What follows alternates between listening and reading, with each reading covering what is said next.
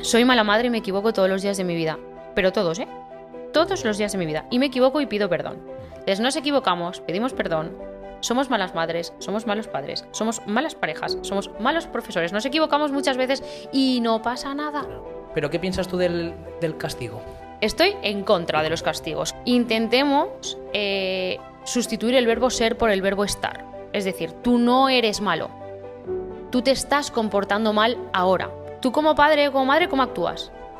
¿Tú qué haces? Porque volvemos a lo mismo de siempre, pero a mí me parece el arma más poderosa en la educación, el ejemplo.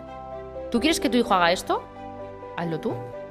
Yo tuve una mamá que vino, esto es muy duro decirlo, pero vino a decirme: Nerea, yo tengo un cáncer terminal y vengo a que prepares a mi hija para el día que yo no esté. Esas cosas te hacen ver la vida diferente. Hay una cosa que siempre me tira mucho, que es: no pienses tanto con la cabeza y piensa un poco más con el corazón, ¿no?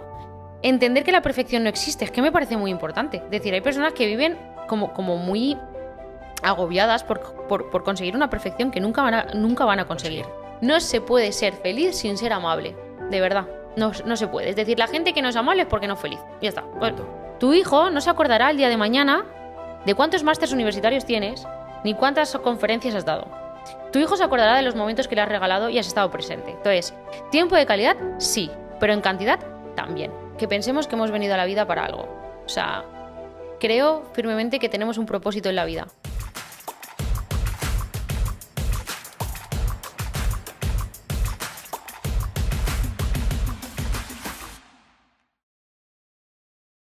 Para.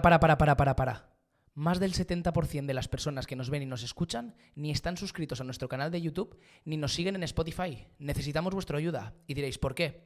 Porque si queréis más entrevistas como esta, con personas tan top como la que estáis a punto de ver y escuchar, necesitamos que os suscribáis a nuestro canal y, por supuesto, que también nos sigáis en Spotify. Eso nos ayudará a ganar visibilidad y llegar a mucha más gente. Así que, por favor, haz lo que te acabamos de decir y una vez lo tengas hecho, dale al play y escucha esta gran entrevista. Muchas gracias. Bienvenidos un día más a nuestros episodios. Hoy estamos en casa de Nerea. Y bueno, gracias por abrirnos las puertas, Nerea. Y la primera pregunta siempre es directa. ¿Y quién es Nerea y dónde estamos? Bueno, gracias a vosotros por pensar en mí para estar hoy aquí. Estoy muy contenta de haberos conocido, la verdad. Y bueno, ¿quién es Nerea? Pues Nerea, yo me defino como... Bueno, soy neuropsicóloga de profesión, directora de un maravilloso equipo que me acompaña en todas las locuras, como siempre digo. Y soy mamá. Es una característica que desde que soy mamá me acompaña porque creo que es muy importante. Entonces, tengo mi parte profesional, pero sobre todo soy mamá. O sea, últimamente en mi profesión actúo mucho desde mi versión mamá. De un nene de casi 4 años, Carles, que me enseña lecciones todos los días de mi vida y que me ayuda a ver el mundo con los ojos desde el punto de vista de un niño que al trabajar con ellos pues también me ayuda a enfocar mejor. ¿Y dónde estamos? ¿Dónde estamos? Estamos en Almazora, Castellón, en Equipo Nerea López, que es un centro de psicología infanto-juvenil. Nos dedicamos a trabajar con niños y con sus familias, niños, adolescentes y familias, e intentamos que su vida sea un poquito más fácil. Y tú, Nerea, que estás tan en contacto con niños, ¿qué señales dirías que son las que nos indican que estamos, o los niños, que están demasiado tiempo con las tecnologías, con dispositivos electrónicos? Pues mirad, el tema de las tecnologías me parece que es un punto importantísimo de hablar. Se habla mucho, pero es algo que nos preocupa mucho e incluso yo pienso también, nos preocupa, pero quizás nos debería preocupar un poco más de lo que nos preocupa a veces, ¿no? Porque lo vemos en los niños, pero también lo vemos en los adultos. A mí me gusta siempre hablar del poder del ejemplo que tenemos los padres hacia nuestros hijos. Y no solo lo vemos en ellos, sino también en los adultos. O sea, esto hay que trabajarlo, ¿no? Vas a un parque, vas a una cafetería, está todo el mundo con las tecnologías y esto es algo que nos tenemos que parar un poco a pensar porque nos estamos desconectando de la vida, conectando a los móviles, desconectando de la vida. Tiene muchas cosas buenas, pero también hay que tener esto en cuenta. Entonces, que un niño esté muy conectado. A mí me empieza a preocupar, es decir, yo siempre distingo entre el uso, el abuso y la adicción a las tecnologías, porque no es lo mismo. Deberíamos estar en un uso. A veces estamos en un abuso y nos tenemos que preocupar mucho cuando estamos en una adicción. Pero vemos muchos niños abusando de las tecnologías y vemos muchos niños que sobre todo dejan de hacer lo que hacían antes, que antes les gustaba jugar a fútbol o les gustaba hacer ir a nadar, y ahora han dejado de hacerlo porque prefieren estar con las tecnologías. Cuando vemos que el cambio de vida del niño empieza a enfocarse mucho en las tecnologías, cuando vemos que retirar un móvil o un dispositivo electrónico a un niño genera un ataque de ira importante, ahí nos tenemos que preocupar. ¿Y cómo se puede gestionar esa ira o esa frustración del niño de te quito la tablet del móvil y pataleta continua? ¿Cómo podemos gestionarlo o evitar llegar a ese punto? Claro, mira, yo como neuropsicóloga siempre me voy mucho al funcionamiento del cerebro del niño. Es decir, para mí el problema principal que estamos teniendo es que le estamos dando un dispositivo a un niño que no tiene un cerebro preparado para gestionarlo. Queremos darle el teléfono o la tablet a un niño y queremos que él solo gestione el tiempo cuando no está preparado para gestionar el tiempo y sea capaz de desengancharse a algo que genera muchísima dopamina, ¿no? Es decir, tú estás con la tablet y estás viendo cosas que te encantan, con un sobreestímulo de luz, con un sobreestímulo de sonido, que eso a los niños, al cerebro del niño le encanta, y de repente se lo quieres retirar. Y el cerebro del niño no puede retirárselo. Entonces, entendiendo que el cerebro del niño, depende de la edad en la que estemos hablando, no está preparado, pues muchas veces lo que tenemos que hacer es prevenir esto. Entonces hay que poner... no me gusta pensar que tenemos que obligar a los niños a hacer lo que los adultos piensan, pero creo que sí, previamente a darle un dispositivo electrónico a un niño debemos negociar cuánto tiempo de uso se va a utilizar, cómo se va a utilizar y poner unos límites, porque ellos no van a poder poner el límite. El problema principal es, muchas veces cuando vienen a consulta, es que cada vez que le retiro el móvil se pone como un loco, se pone como una loca. Claro, es que le estás dando algo que le encanta en un cerebro que no puede autocontrolarse porque no está preparado ni maduro para autocontrolarse. Para mí es el principal problema. Es decir, teléfonos móviles, tablets, el Internet tiene muchas cosas positivas para nosotros, pero lo que es difícil es que el niño en su cerebro lo pueda utilizar y manejar bien. Entonces hay que muchas veces poner nosotros los límites que ellos no pueden poner. Vale. Entonces, negociar yo, previamente, por ejemplo, al regalarle un móvil a un niño, establecer un contrato donde vamos a poner unas normas negociadas, no va a ser una norma que voy a poner yo porque quiero. Claro. Intentemos que no sea impuesto, porque todo lo que suponga impuesto, el niño te va a decir que no, por funcionamiento, ¿eh? Pero bueno, como si a un adulto le impones, también te va a decir que no. Igual. Pero siempre intentar negociar, aunque sea el negociar con dos opciones que tú quieres, pero ya le das la opción a elegir y parece que sea negociado. Claro, cuando tú decides como niño la norma que quieres poner y la consecuencia que va a haber después, pues te haces como más responsable de cumplirla. Porque si lo has dicho tú, si fuiste tú el que dijiste. Es decir, si yo creo que, por ejemplo, el máximo de uso tiene que ser 2 horas, pues a lo mejor yo puede ser el decir, máximo 2 horas, pero elige tú el horario. Para darles a ellos también, porque la educación no tiene que ser unidireccional. Todo lo posible tenemos que intentar llegar a una negociación con ellos, lo que se pueda negociar, pero no imponer. Para que también ellos aprendan a ser consecuentes con lo que han decidido. Y luego a la hora de corregirles, Nerea, ¿qué frases o palabras debemos evitar decirles a los niños? Mirar, a mí me gusta mucho todo el tema del lenguaje, o sea, hablar de cómo nos hablamos, cómo les hablamos, porque el lenguaje tiene un impacto muy importante, ¿no? Y sin querer, los padres utilizamos mucho las etiquetas, ¿no? Entonces, hay un término que me gusta mucho utilizar y trasladar a los papás y a las mamás, y es que intentemos sustituir el verbo ser por el verbo estar. Es decir, tú no eres malo. Tú te estás comportando mal ahora. ¿Por qué? Porque si yo creo que eres malo, te vas a comportar como malo. Claro. Pero si yo te digo que tú te estás comportando mal, te estoy dando la opción de que mañana te portes bien, porque es que lo raro es que te estés comportando mal. Exacto. El poder del lenguaje es muy importante. Entonces, evitar frases como es que eres vago, es que eres malo. Las personas no somos nada. Las personas nos comportamos de una manera. Y hoy me comporto así y mañana de otra forma. Pero dame la oportunidad como niño o como adolescente de corregir esto, ¿no? De cambiar esto, porque si me dices que soy así, me quedo encasillado ahí. Entonces, las etiquetas intentemos evitarlas. Yo siempre pienso, ¿no? Si nosotros como adultos pensamos una etiqueta que nos hayan puesto desde pequeñitos y que todavía a día de hoy arrastremos, es que tenemos un montón. Sí. Yo tengo una etiqueta, o sea, yo siempre creo que soy muy patosa. Es que es algo que siempre pienso, ¿no? Soy patosa. En realidad, si me paro a pensar, no creo que me tropiece más que el resto de humanos en la vida, ¿eh? Pero tengo la etiqueta de ser patosa. Entonces, cada vez que me tropiezo con algo, mi cerebro me dice, ¿lo ves? Eres patosa. Porque alguien de pequeñita me trasladó que soy patosa. Y de verdad que tampoco soy tan patosa. Creo que tampoco soy tan patosa. No soy muy hábil, tampoco entreno la habilidad psicomotriz. Si no la entrenas, tampoco vas a ser muy buena. Pero no soy tan patosa. Pero arrastramos muchas etiquetas porque en su día, cuando éramos niños, nos hablaban de una forma. Y nos decían, es que eres. Entonces, a los papás, mamás, a todos los educadores que estamos en contacto con niños, por ejemplo, para ti, Anicito, que estás con nenes. Con nenes están en contacto, ¿no? Intentemos evitar el verbo ser y sustituirlo por el verbo estar, porque eso les permite cambiar. Si los encasillamos, ya no hay cambio.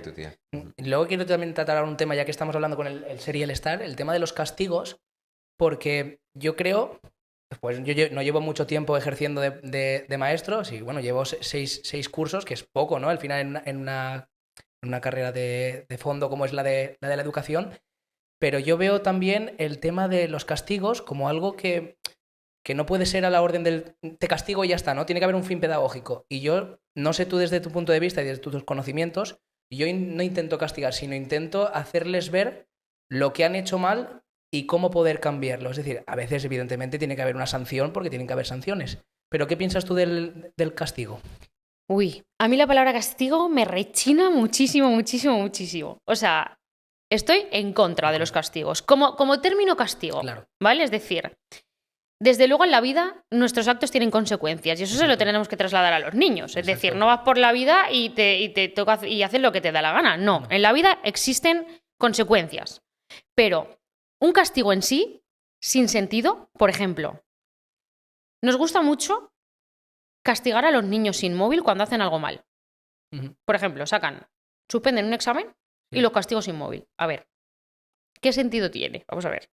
¿Qué sentido tiene poner un castigo que no tiene nada que ver con lo que queremos, conseguir o trasladar? Porque nuestro objetivo como padres, como madres, como educadores no es castigar para hacer daño. Nuestro objetivo es que ellos aprendan que existe una consecuencia a los actos. Claro. Entonces, ¿los actos tienen consecuencias? Sí, consecuencias. Tenemos que buscar las consecuencias naturales. Por ejemplo, si un niño raya la pared, la consecuencia más justa sería que lo limpiase. Claro. Pero castigar a un niño sentado para que piense, ¿eso para qué vale? Claro.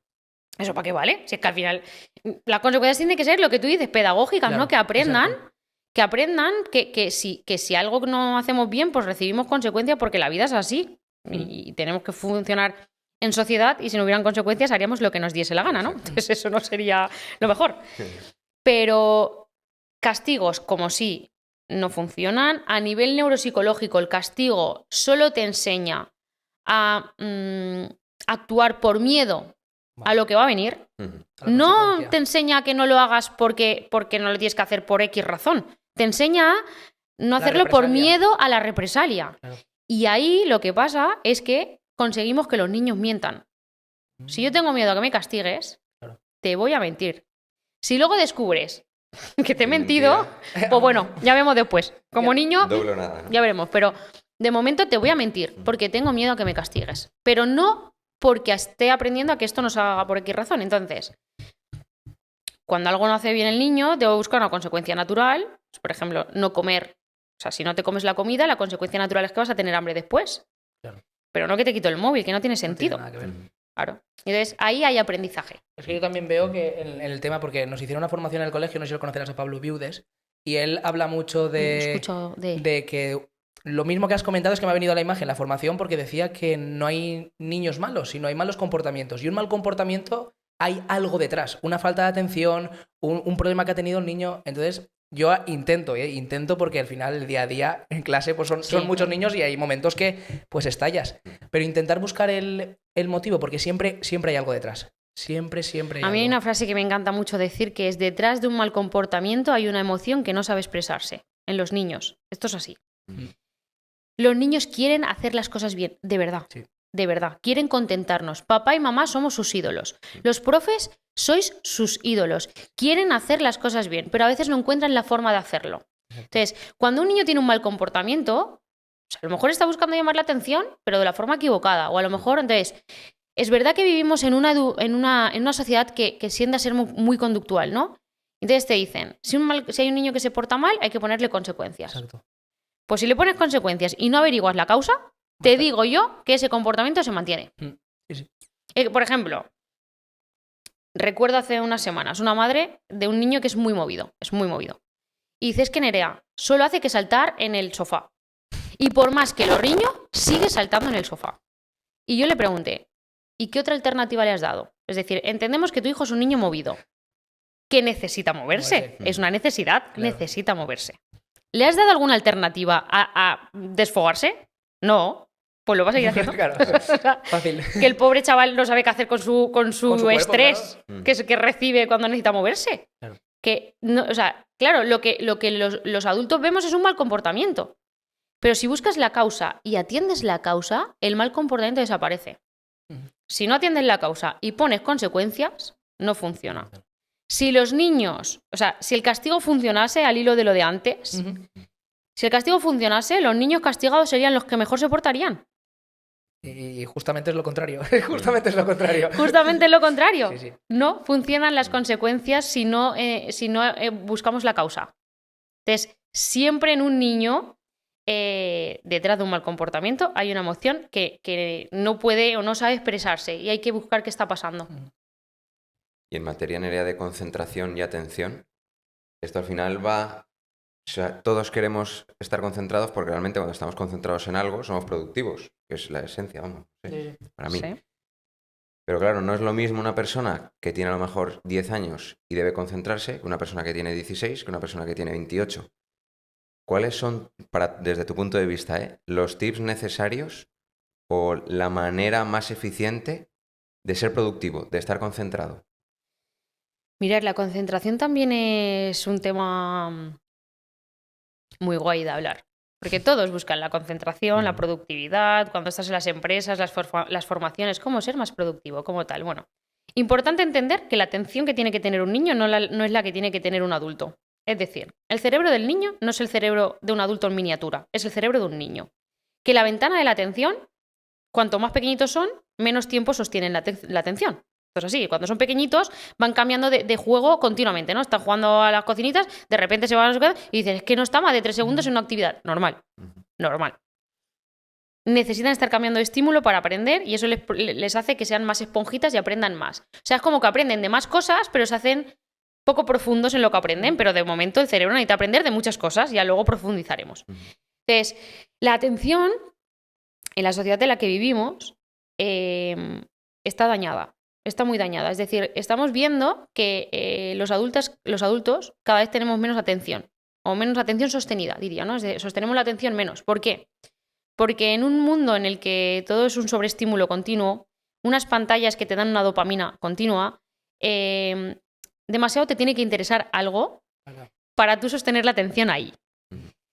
Como clave que os daría para sostener más la atención, menos exposición a pantallas, es decir, porque la exposición a pantallas te hace que pues, te engaña, ¿no? Es decir, te hace vivir en un mundo que no es el real. O sea, que no es tan interesante lo que vas a ver fuera como estar por ejemplo, tú estás en TikTok y TikTok, bueno, cualquier red social, me imagino, ¿no? El algoritmo está hecho a tu medida. Sí, tal cual. Entonces, te está enseñando cosas que te encantan. A ti te gusta cocinar, ¿no? Entonces tú estás viendo solo vídeos de cocina. Cocina. Dopamina para el cerebro.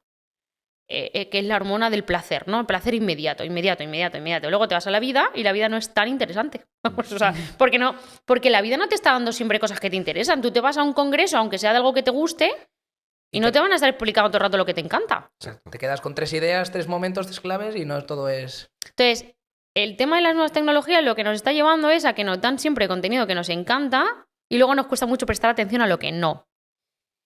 Menos sobreexposición de pantallas, te diría como parte clave en este momento de la vida. Y luego pues entrenar un poco la atención, ¿no? Es decir, yo por ejemplo intento antes de ponerme a estudiar hay una cosa que hago, que no sé si... O sea, hay 2 cosas que hago. Una es dedicarme a prestar atención a cosas visibles, es decir, una percha, una mesa, una tal, es decir, focaliza atención porque la atención se entrena. Y otra de las cosas que hago es asociar el momento donde yo voy a tener que tener atención, momento estudio, a algo. Entonces, siempre me pongo la misma vela para estudiar, con el mismo olor. Entonces, es como que mi cerebro relaciona que esa vela con ese olor en ese espacio, que es mi despacho normalmente, es momento de estudio. Y entonces es como, pues no tengo otra cosa que estudiar porque es lo que mi cerebro está entendiendo. Es decir, es como que le doy una rutina para que él sepa que en este momento se va a tener que concentrar. Y esto lo hago así, y me funciona. Y se lo digo a mis chavales y les funciona. Y en adolescentes a lo mejor que también puede ser, porque la adolescencia es una época, no voy a decir complicada, pero no, diferente, ¿no? Al final son etapas que tienes que pasar y el cerebro del adolescente pues está cambiando también. El tema de la atención en adolescentes, ¿cómo podemos también un poco encauzarla o intentar ayudarles para que tengan momentos de atención y de concentración, no sean largos, pero los que tengan, que sean óptimos? ¿Cómo se puede...?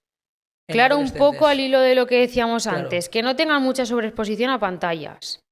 Marcar un horario de estudio, por ejemplo. Yo lo que les digo es, por tiempos, es decir, entendiendo que la atención no se va a sostener durante mucho tiempo, pues la curva del aprendizaje nos dice que cada 50 minutos deberíamos descansar 10. Porque a partir de los 50 minutos mi cerebro ya no está tan concentrado. Es un funcionamiento cerebral. Entonces, 50 minutos de estudio, 10 minutos de descanso. Y mientras estoy estudiando, no estoy utilizando el móvil. El móvil tiene que estar fuera del alcance. El móvil, esto es morir. Porque te están entrando notificaciones y tú, con notificaciones, sería muy difícil que el cerebro humano fuese capaz de anular las notificaciones. Es decir, tú escuchas pipip, pipip, pipip, un WhatsApp, no sé cuánto. ¿Cuántos WhatsApp recibimos? No sé.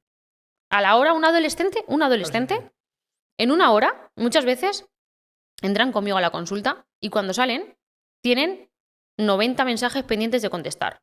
Porque es que encima ellos, es muy curioso, pero hablan de una forma muy, muy peculiar. Es decir, ellos no hacen textos... Van espaciando. Van espaciando.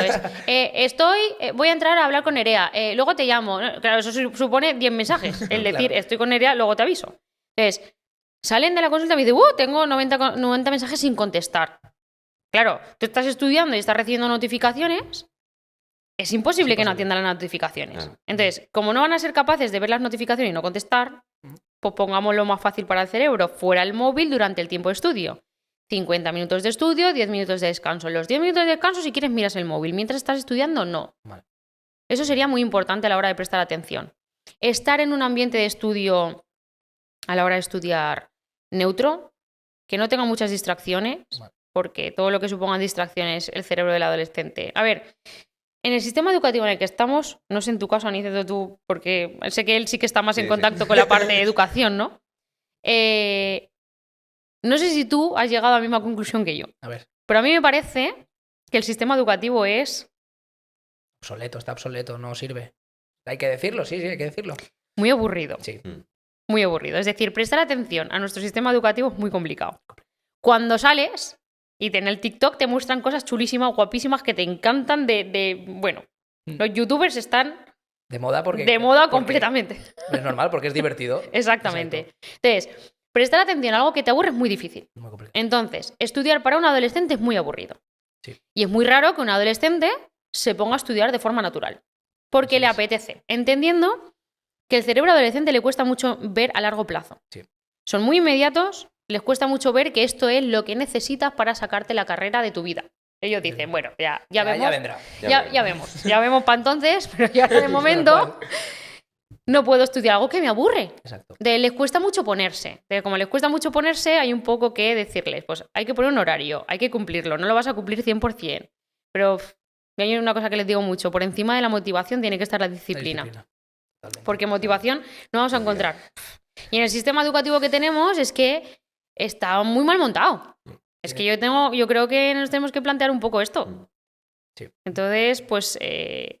entender que prestar atención en el tema estudios para un adolescente es muy difícil. Papá, mamás que nos agobien. Es que mi hijo no estudia. Bueno.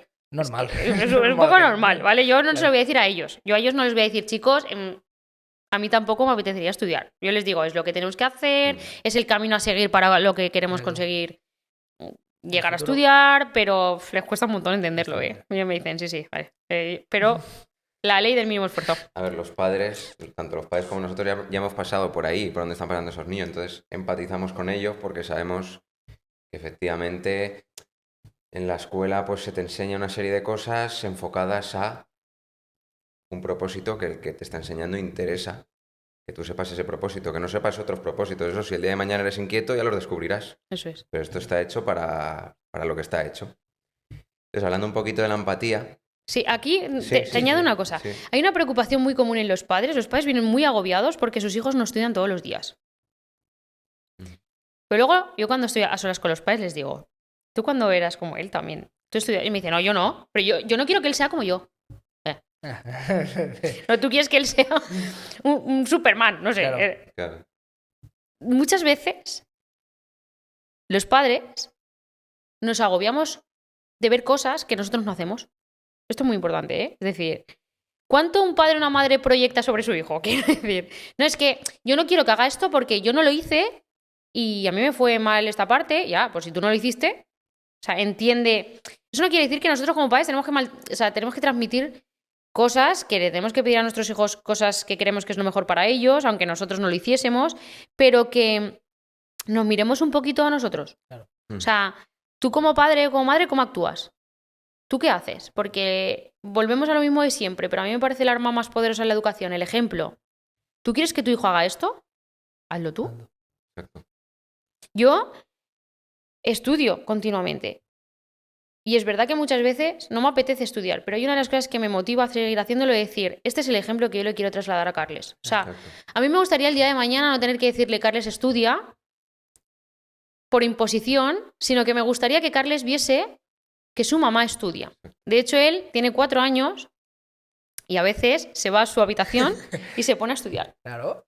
Se coge su libro, ordenador su o ordenador. su libro y dice, mamá, me voy a estudiar con 4 años. Se va a su habitación y se sienta en la mesa y lo ves y Está dices, está jugando a estudiar. Ujú. Porque su mamá estudia. Entonces, él ve a su mamá estudiar. Y para él, yo creo que forma parte de la vida estudiar. Y yo se lo traslado, ¿eh? Claro. Yo le digo muchas veces, la mamá va a llegar un poco más tarde de trabajar porque me va a quedar un rato estudiando. Creo que es muy importante educar con el ejemplo. Y no tanto decir que hagan. Lo que decimos no llega tanto como lo que ven. Lo que ven es lo que queda. No tanto lo que decimos. Y esto es importante como padres que reflexionemos un poco ahí. Sí, sí. Fundamental. Los padres que nos puedan ver o, bueno, Escuchar, educadores o o educadores. educadores. Sí, sí, sí. ¿Cuánto Al final, educamos? por imitación, si es que funcionamos por imitación. Yo, a veces en entrevistas con padres, es que me gustaría que leyese y es que no le gusta leer, no lee. Y yo, vale, y cuando acabáis de cenar, ¿qué hacéis en casa? ¿Ponéis a leer o le obligas a leer y tú estás viendo la tele o el móvil? Es que no Es tiene que sentido. trabajamos por imitación, entonces... Sí, eso sí. ahí- Además, si nos fijamos, los niños hacen muchas cosas igual que nosotros. Un montón. Nos imitan muchísimo, ¿no? Yo siempre digo, como cuando le decimos, ¡no grites! Sí. ¡No pegues! ¡No pegues! Eso es como, a mí me hace como un cortocircuito de decir, Vamos a ver. porque lo que nos dicen, neuropsicológicamente hablando, tenemos mucha menos memoria auditiva que visual. Lo que nos dicen se nos olvida antes, pero lo que vemos no. Lo que vemos se retiene mucho más. Entonces, tú le dices a tu hijo, haz esto, Bien. y si se lo dices a un adolescente ni te cuento, que ni te escucha, ¿eh? Los adolescentes tienen un botón interruptor que es on-off, que hacen off y no te ha escuchado. No te ha escuchado. Es que no te ha escuchado, pero sí te está mirando, sí te está viendo como profes también el impacto que tenemos hacia ellos, ¿no? Los profes nos enseñan muchas cosas y vemos muchas cosas y si yo veo que mi profe llega un profe al que admiro, ¿no? Llega a clase con un libro que se está leyendo, pues eso me impacta mucho más que el profe me diga, tenéis que leer. Es que Sí. yo no- además que yo creo que es incongruente pedir cosas que no hacemos, ¿no? Exacto. Tienes que leer y yo no leo, Ujú. pues Totalmente, en todos los no ámbitos. tiene ningún sentido lo que Sí, me sí, estás Sí, sí, sí, diciendo. sí. Sí. ¿Y qué opinas, Nerea, que era la pregunta que te iba a hacer antes? ¿Qué opinas al respecto de la empatía? Porque claro, es algo que no tiene todo el mundo y que yo considero que es esencial, ya no solo a nivel educativo, que también, sino en cualquier aspecto de la vida. Yo creo que una persona empática va a ayudar, no solo a conectar, sino que va a ayudar a cualquier persona. ¿Qué crees o qué aspectos crees que son fundamentales para cualquier persona, a lo mejor un padre que vuelve a casa de trabajar y dice, hoy vuelvo cansado, no tengo tiempo ni ganas de estar con, yo qué sé, leyendo con mi hijo. O tiene 4 dudas en los deberes, me voy a sentar con él y se las voy a... Eso que se lo hagan en clase. ¿Qué crees que ahí cómo podemos atacar ese ámbito? Mirar, la empatía. La empatía es una habilidad que, por norma general, tenemos todos los humanos. Cuando son pequeñitos, no. O sea, la empatía se va desarrollando. Un niño pequeñito los niños pequeñitos son muy egocéntricos, por eso les cuesta mucho compartir, por eso que no, que muchas veces decimos, es que no comparte. Es que su cerebro no está preparado para compartir. O sea, su cerebro es egocéntrico, son muy egoístas. Los adolescentes, por ejemplo, son muy egoístas y es por un tema de funcionamiento cerebral. Es decir, no es porque sí, porque sea una mala persona, no, es porque es su funcionamiento cerebral. Entonces, la empatía se trabaja, se entrena. Es cierto que hay humanos que tienen una dificultad a la hora de empatizar. Por ejemplo, un psicópata sería un trastorno, ¿no? Pero le costaría mucho empatizar. No podría empatizar, no lo hace, no puede empatizar y no puede entender por qué la otra persona se siente de esa forma. Pero si no hay nada detrás, en general cualquier humano, es decir, si no hay ningún problema o un trastorno mental detrás, cualquier humano puede empatizar. La empatía, para mí, una de las formas de trasladarla es una función ejecutiva, o sea, es una función cognitiva, pero se aprende. Y se aprende mucho a través de los valores. Se aprende mucho de cómo ellos nos ven a nosotros. Es decir, para mí, la mayor forma de educar a tu hijo, o sea, la mejor forma de que tu hijo sea empático es que tú lo seas. Porque él va a aprender de ti. Si tú vas por la calle y ves a una señora mayor cargada de bolsas y le ayudas, un momentito, le ayudo, tu hijo eso lo va a ver y lo va a aprender y lo va a hacer. Entonces, el ejemplo, de nuevo, como forma poderosa de educación sería. Y después, una de las cosas que yo utilizo mucho con ellos, cuando les cuesta mucho empatizar, es hacer el ejercicio de decir, ¿a ti te gustaría que te lo hicieran? ¿Te gustaría que a ti te hicieran esto? ¿Esto? No, a mí no, porque desde su egocentrismo lo entienden perfectamente. No, a mí no me gustaría que me o sea, si no les dejo subir al tobogán me pegan un empujón. Cariño, pues a los demás tampoco les gusta que tú lo hagas. Entonces, a ti te gustaría, les ayuda a ver que si a mí no me gusta, al otro tampoco le va a gustar. Pero cuando son pequeñitos, les cuesta empatizar. A veces los padres agobian, ¿eh? A veces vienen con agobio 6, 7 años. Es que no empatiza. Es que a ver si le pasa algo. Es que no. O sea, esto se tiene que desarrollar. No nacemos siendo empáticos. No hay que reñirlos porque no sean empáticos. Hay que acompañarles. Y mediante el ejemplo. Muy poderoso. Que ellos vean conductas empáticas. Vas al restaurante, te sirve el camarero. Muchas gracias. Y eso luego se traslada, ¿no? Le dices, esa persona... está todos los días en contacto con la gente, o si a lo mejor ves a alguien que trata mal, yo lo veo muchas veces, no quiero pensar que es algo común, pero veo muchas veces que, por ejemplo, con los camareros se tiene como no sé, como un poder de tratarlos mal, ¿no? Viene el camarero, tú, ¿qué? ¿Perdón? O sea, entonces, yo creo que como padres y como madres podemos utilizar ese momento para trasladar a nuestros hijos ese mensaje que queremos, ¿no? Esa comunicación superficial de, en el día a día, sin yo reñirte, sin yo decirte, sino decir, ¿qué te parece cómo ha tratado esta persona al camarero? Mamá, me parece muy mal. ¿Tú crees que se merece este chico que le hayan hablado así? Pues no. Y a mí no me gustaría que me hubiesen hablado de esa manera, ¿no? ¿Por qué como clientes, que somos los que pagamos, creemos que tenemos ese poder de tratar, ¿no? Sí. Una de las cosas que muchas veces pienso, creo que sería muy importante cara a la educación, que en algún momento de la educación se pusiera como una asignatura, pues, voluntariados. Esto, por ejemplo, sí. en los... Nosotros en nuestro cole lo hacemos y la verdad que los voluntariados como tal, cuando lo hacen, marcan. O sea, les dan unas hostias a los adolescentes y a los profesores nos dan unas hostias. Es que, a ver... Que es lo que te hace aprender, ¿eh? En la vida no es solo aprender matemáticas y lengua en un colegio. No. Es decir, es que la vida tiene muchas más cosas que aprender. Y las personas que están en un voluntariado, cuando tú te vas, por ejemplo, a ayudar a una persona que está pasando hambre y le estás dando de comer en un comedor social, por ejemplo, cuando te vas a un centro de ancianos y ves que las personas mayores nos necesitan con educación y con respeto, ¿no? Eso te cambia la vida. Ahí te ayuda a empatizar. Ahí te ayuda a entender cómo lo viven ellos para poder entender cómo nosotros deberíamos actuar. Entonces, la parte de voluntariado me parecería como asignatura importantísima, educación emocional importante, poner en marcha, voluntariado importante, poner en marcha. Por ejemplo, yo trabajo en un cole y en el cole donde trabajo pues tienen una metodología y tenemos el programa de diploma, el IB, y dentro del IB en bachillerato es una asignatura, CAS, que pues se trabajan, o sea, los chavales tienen que hacer ciertas horas de voluntariado dentro para poder obtener el diploma de bachillerato internacional. Me parece muy importante. Yo, hablando un poco de lo que decías de los camareros, yo considero que una persona de verdad se conoce bien en cómo trata a un camarero y cómo hace las cosas cuando nadie le ve. Yo creo que para mí esas dos cosas son las que definen una persona. El cómo tratas al camarero, si lo tratas con educación, porque al final es una persona como otra que está trabajando, y cómo haces las cosas cuando nadie te ve. Para mí eso es clave. Y hablando un poco también Y luego lo que hablábamos antes tomando café, ¿no? Que decíamos el tema de cómo nos convertimos cuando conducimos, cuando ¿no? conducimos, ¿verdad? También es como, ¿por qué las personas cuando conducimos nos sale otra vena diferente cuando nadie nos ve? ¿Qué dices? Que es lo que decíamos, el que está aquí al lado, que me acaba de pitar, ni me conoce, ni tiene nada en contra de mí, lo único que quiere el hombre pues, o la mujer llegar antes que yo. Pero ¿cómo gestiona esa persona la frustración, Claro. ¿no? Es decir, a lo mejor nos tenemos que parar a pensar, ¿cómo yo cuando estoy conduciendo, por qué actúo de esa forma? O sea, Claro. canaliza fatal la frustración. O sea, Exacto. que no es para tanto, que hay cosas mucho más importantes en la vida.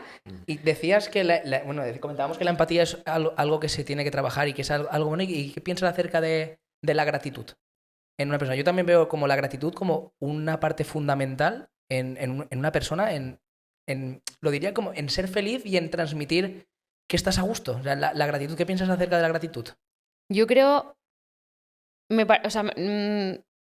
importantísimo la gratitud, importantísima la amabilidad. O sea, creo que no se puede ser feliz. Esto es muy fuerte decirlo, ¿eh? A lo mejor me columpio y alguien nos comenta diciendo, ¿qué dices? Pero creo que no se puede ser feliz sin ser amable, de verdad. No se puede. Es decir, la gente que no es amable es porque no es feliz. Ya está. Punto. Punto. Final. O sea, tú me hablas mal porque no eres feliz. Yo cuando veo a alguien que me habla mal digo, no es feliz. No es feliz, no es mi culpa, no es feliz. Porque cuando tú eres feliz, eres amable y quieres hacer las cosas a bien y quieres ayudar a las personas. Y la gratitud. Me parece importantísimo agradecerle a la vida estar vivo. No sé cómo decirlo. Sí, a lo mejor eso es una frase muy hecha, ¿no? Pero yo todas las mañanas me levanto diciendo gracias vida por permitirme estar aquí, ¿no?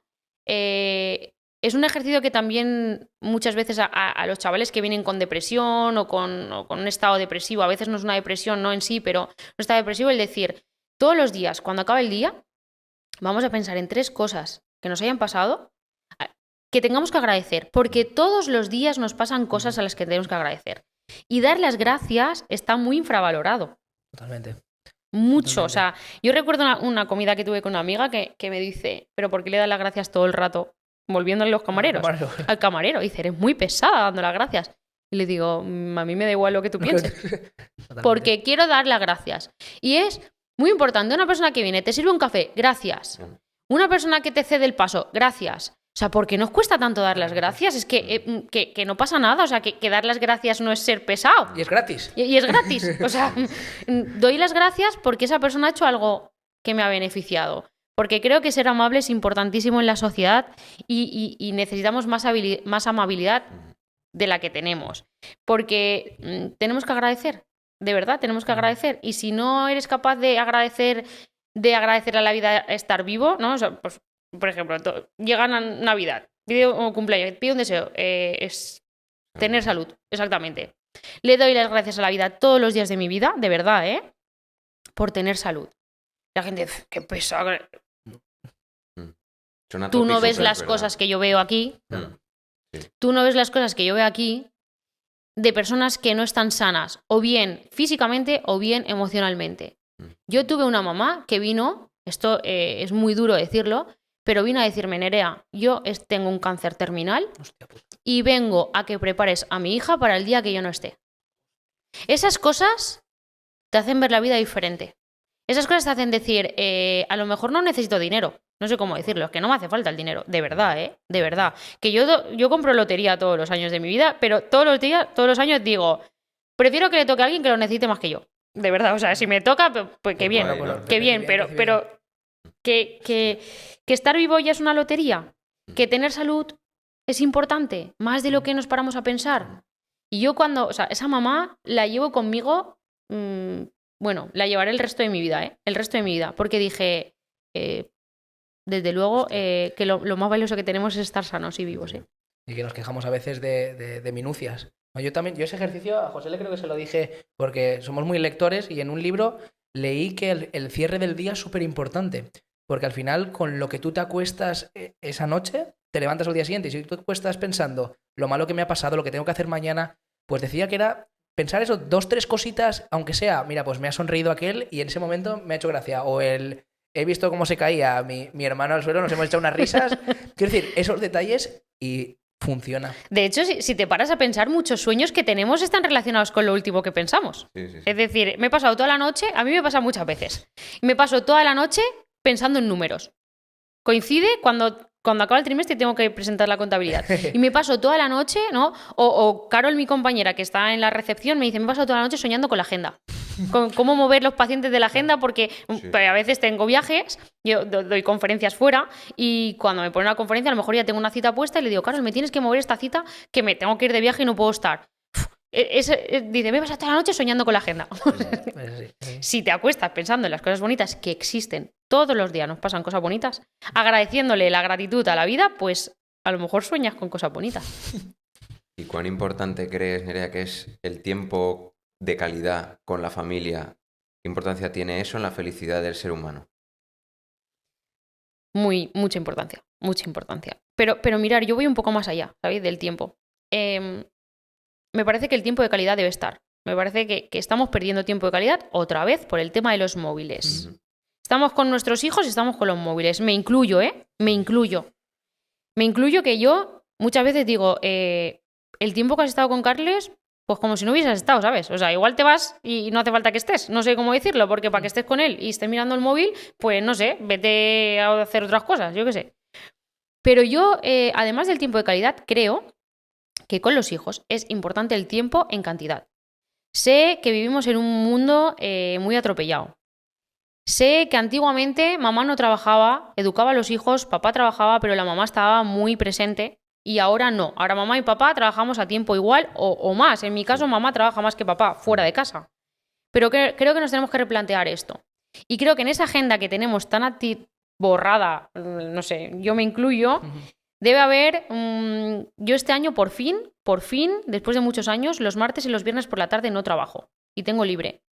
Porque creo que me he vendido la moto a mí misma del tiempo de calidad y he pensado, el tiempo que estés con Carles de calidad, y allá, y en cantidad, ¿eh? O sea, tu hijo te necesita presente. Tu hijo no necesita una mamá que viaja, no necesita una mamá que mira profesionalmente muy bien. Tu hijo no se acordará el día de mañana de cuántos másters universitarios tienes ni cuántas conferencias has dado.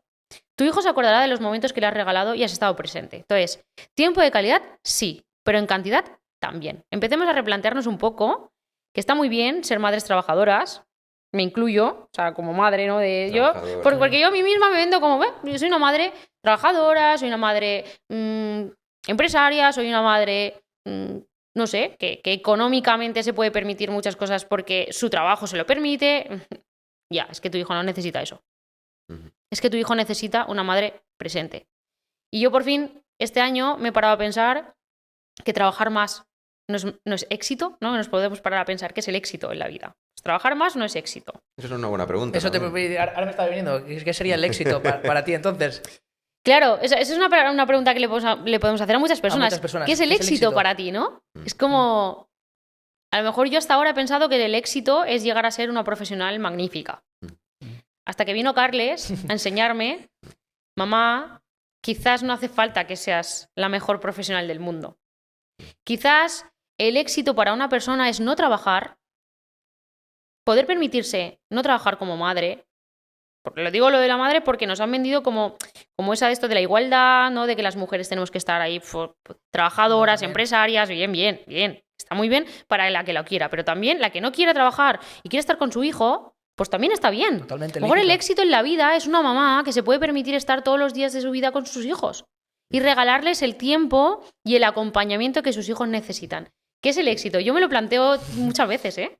Porque voy cambiando de opinión. Claro, sí, no, Es es decir, yo cambiante tengo el éxito. momentos de mi vida que digo, éxito. No sé, el lunes me voy a San Sebastián, 3 días de trabajo, dando conferencias. Éxito laboral. Bien, pero es que a lo mejor hay momentos en que no quieres un éxito laboral y quieres un éxito familiar. Ujú. Es Bueno, una pregunta trampa. El ir cambiando de opinión a lo largo de tu vida, eso es buena señal, ¿no? ¿O no? No tiene por qué. Yo creo que es natural. Ah, vale, vale. Sí, o sea, sí, A mí me pasa mucho. no es ser bipolar, no es ser bipolar, Claro. ¿no? Que hay mucha gente que me dice que yo soy bipolar, porque ayer pensaba esto. Yo- Es más, a mí me parece como hasta humilde.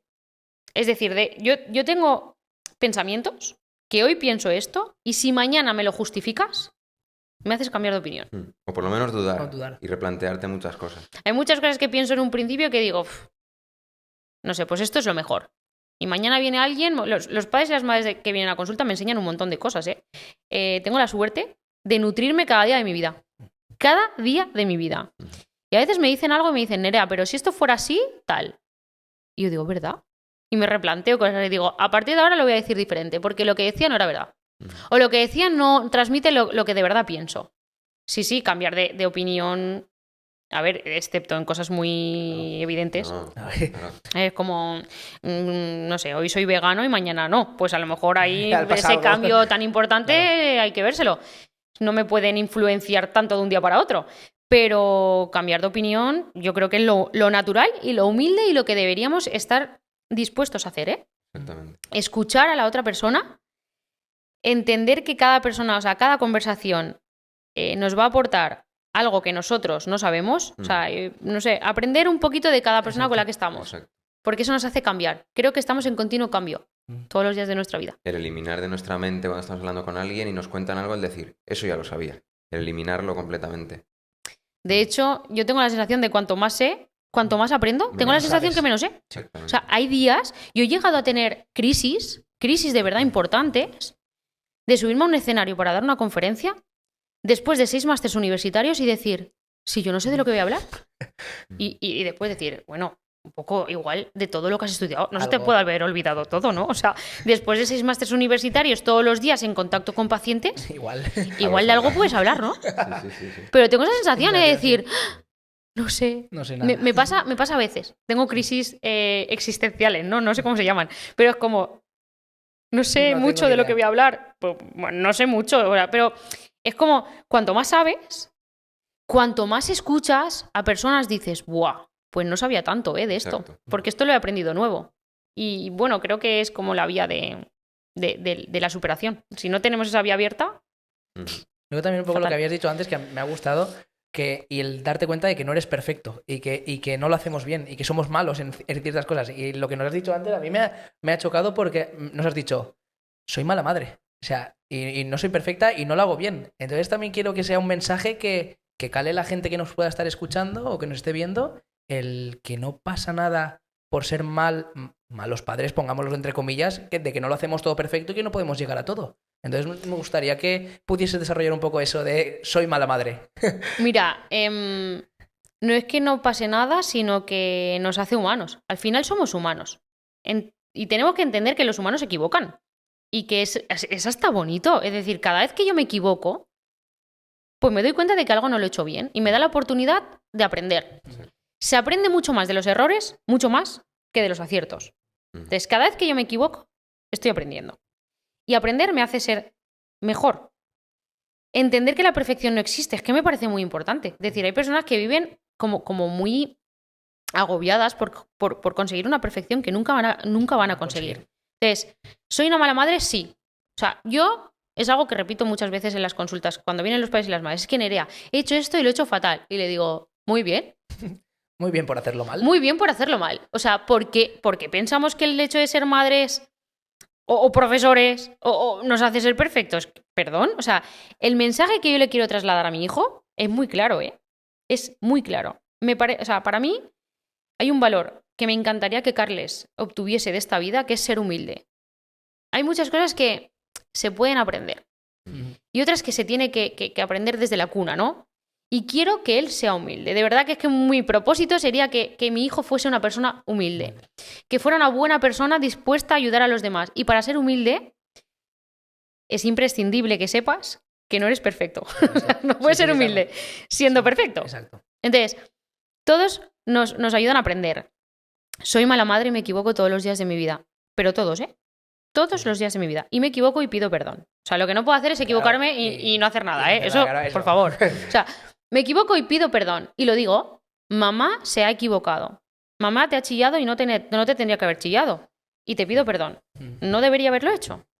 Pero quiero que sepa que equivocarse forma parte de la vida. Porque la persona que cree que equivocarse no forma parte de la vida tiene un problema importante. Sí. Se va a quedar muy limitada. Entonces, nos equivocamos, pedimos perdón, somos malas madres, somos malos padres, somos malas parejas, somos malos profesores. Nos equivocamos muchas veces y no pasa nada. Claro. Que no pasa nada. Que yo soy psicóloga y eso no me hace ser perfecta a la hora de educar. Claro. O a lo mejor no es que seamos malos padres o malos profesores, sino que hemos cometido un error. ¿No? Hemos cometido un error, lo que comentábamos antes, porque si no luego te lo crees y dices, sí. Pues soy mal profesor y cada día que pasa eres peor, porque tú te crees, eso lo arreglas. Es como cuando quieres cambiar un hábito en tu vida, ¿no? Esto lo sabrás tú mejor que yo, esto también lo hemos leído. Lo hemos leído. Y tú dices, voy a empezar a hacer ejercicio. Bueno, a lo mejor si dices, voy a empezar, un día vas y a la semana ya no vas. Pero si tú dices, no, yo ahora soy deportista y tú eres deportista, tú ese hábito lo coges y empiezas a hacer deporte. Es un poco eso, ¿no? El no decir soy algo malo, sino bueno, hoy lo he hecho mal, voy a aprender. Sí. Porque quiero ser el mejor o muy bueno, porque el mejor al final te lleva esa lucha de egos, lo que tú quieras, pero por lo menos ser bueno. Y sí, el tema del lenguaje que lo hemos hablado antes, es verdad. Exacto, a lo mejor no lo estoy haciendo bien enfocándolo como mala madre, pero a mí me alivia sentirme mala madre, ¿sabes? Es como que si me siento mala madre, pues... Como una vía de escape. Me quito peso, bueno, o sea, no pasa nada. O sea, puedes ser mala madre de vez en cuando. Luego la arreglas un poco, no la líes, pero de vez en cuando puedes pegar un grito y no pasa nada. A lo mejor es como... La vía de escape. algo que me sirva a mí. Claro. Pero bueno, sí, pero tienes razón en que si lo enfocamos como la etiqueta... Es una etiqueta, de nuevo, una etiqueta. Que no debería funcionar. Y para alguien que no esté escuchando, no se haya escuchado toda esta charla y haya dicho, ostras, yo tengo muchas cosas que cambiar en mi vida, sobre todo con mi círculo.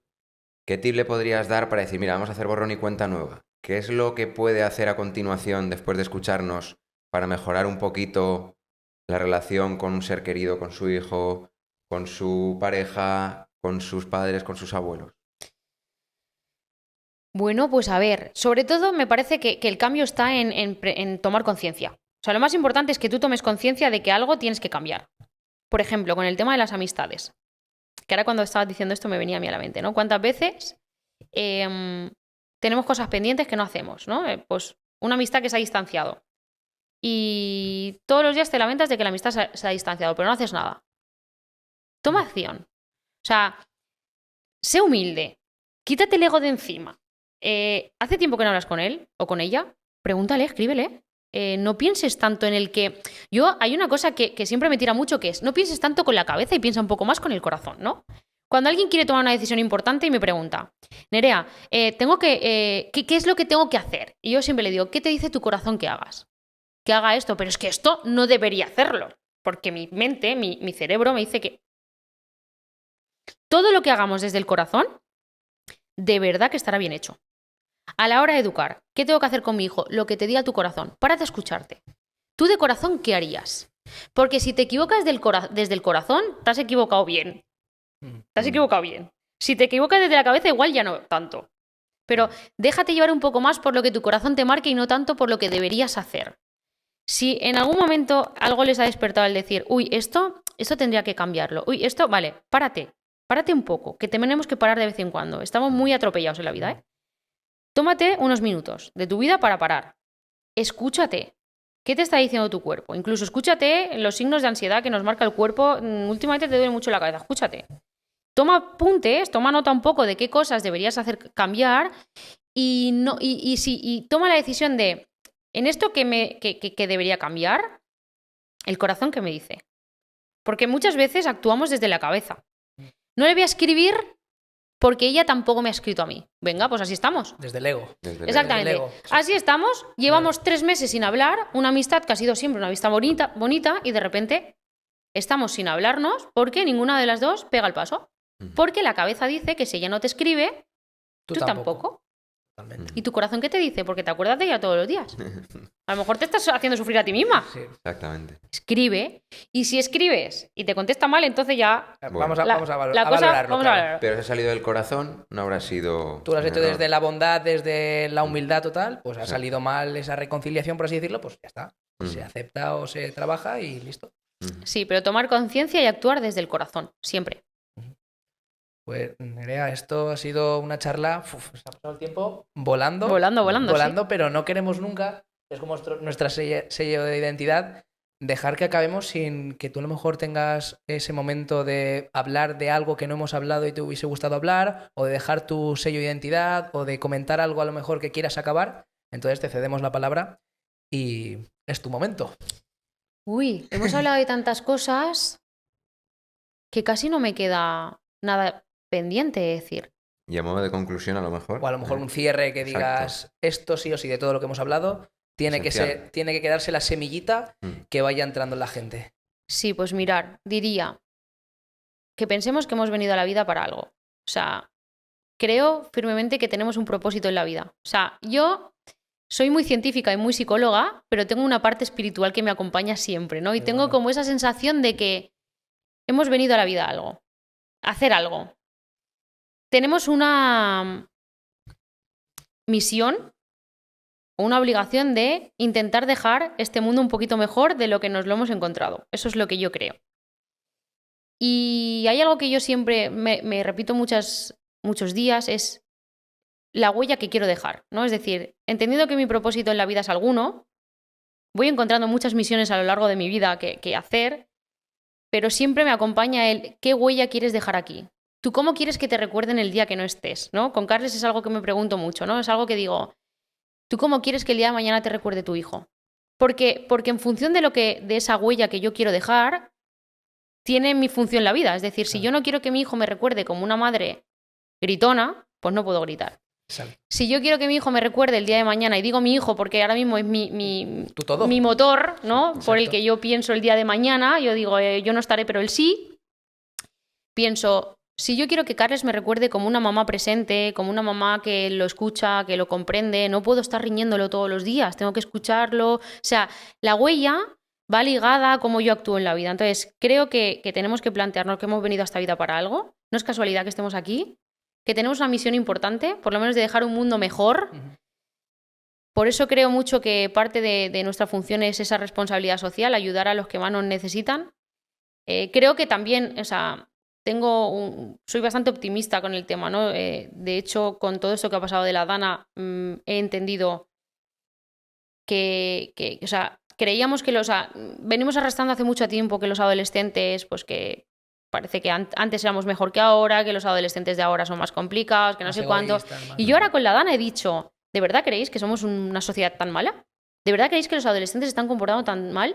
Se han salido millones de personas a la calle, o miles, no sé cuántas, ¿no? Pero muchas personas a la calle, entre ellos adolescentes, a ayudar. O sea, creo que con esto de la Dana hemos demostrado que somos una sociedad de verdad nacida para ayudarnos entre nosotros y no para hacernos daño. Pero que nos paramos a pensar, tenemos una misión, estamos aquí para algo y intentemos ser un poquito más buenas personas, ayudarnos entre nosotros, que no sabemos cuándo vamos a necesitar la ayuda nosotros, que seguro que llega el día en que necesitemos la ayuda y si no hemos ayudado no podremos pedirla. Y bueno, pues eso, que intentemos dejar cierta huella, que nos paremos a pensar cuál es la huella que queremos dejar en esta vida y que intentemos actuar para dejar esa huella. Ese sería mi final. Pues nada más que añadir. O sea, Nerea, gracias porque has sido la primera psicóloga que entrevistamos. Llevamos mucho tiempo detrás de buscar un perfil como el tuyo y la verdad que yo personalmente, José, hablo en nombre de los dos, nos vamos llenos de conocimiento, de haberte conocido y de que hayas compartido con nosotros tu espacio y tus conocimientos y tu tiempo, que al final es lo más valioso, el tiempo, y que inviertas este tiempo en nosotros y en nuestros oyentes, pues es de agradecer. Sí, bueno, yo también quiero agradecer que me hayas dado la oportunidad. De verdad estoy muy encantada de haberos conocido, me parecéis dos súper personas humanas, lo que decíamos antes, ¿no? Conocer a alguien y que te aporte. Yo también me llevo muchas cosas vuestras. Y bueno, hasta la próxima, que habrá alguna próxima. Habrá próxima, no podemos hablar más, pero habrá una próxima. Gracias, chicos, por haber pensado en mí y por acompañarme y también enseñarme muchas cosas, que hemos aprendido muchas cosas juntos hoy. Pues muchas gracias. Gracias.